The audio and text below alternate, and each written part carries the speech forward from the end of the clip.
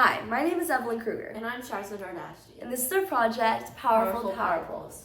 Due to climate change, we've been dealing with extreme conditions. This includes extreme rain, heat, wind, snow, hail.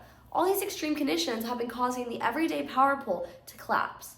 Well, an everyday power pole might not just fall down when freshly installed. No, it takes these conditions to constantly beat down on it until all of a sudden a gust of wind comes and it collapses.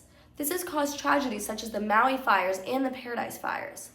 We decided that we needed to find an alternative to the everyday wooden Douglas fir power pole. So we tested different variables. First, we have our control wood. This is what the everyday power pole is normally made out of, Douglas fir. Then we tried a couple different variables.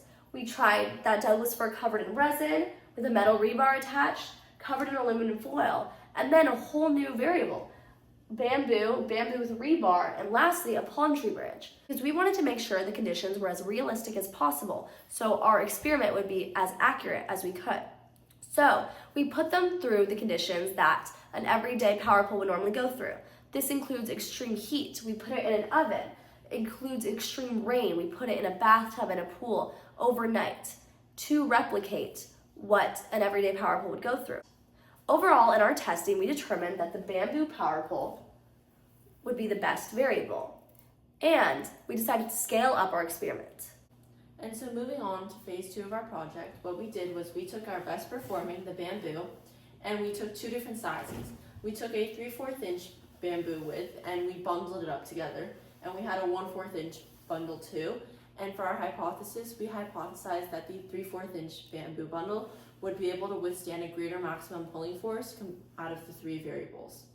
Now, how do we test out each variable?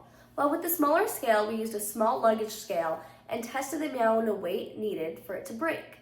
Now, when we're bringing it up a scale, we obviously needed a stronger scale. So we used a crane scale instead, where we used this pulling force and attached it to the edge of this 2 inches from the top of each of our variables, and then pulled back, as you can see here, until each one of them broke, and measured the amount of weight it took for each one to break.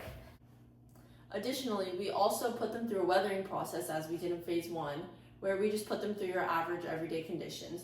And for our results, we found that the test V, which was our 3/4 inch, the hypothesized, did in fact work the best and took 58.8 kilograms to break. Our 1/4 inch did significantly worse actually and took 32.5 kilograms to break, while our control here took 44.65 kilograms of force to break. In conclusion, our hypothesis was correct. The 3/4 inch bamboo did significantly the best. Now, this leads us to wonder why. Well, with bamboo, they have these little knots all throughout the structure. What these knots do is they prevent any big damages from happening. Now, with the wood, as you can see, when it cracked, it splintered all the way through. And if this happened in real life, this would cause irreparable damages and catastrophes.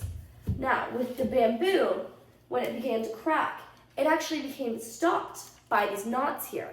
These knots will give time, if these things happen in real life, to prevent any damages, preventing these huge catastrophes from happening. Now, in conclusion, our hypothesis was correct. Thank you for watching. Thank you.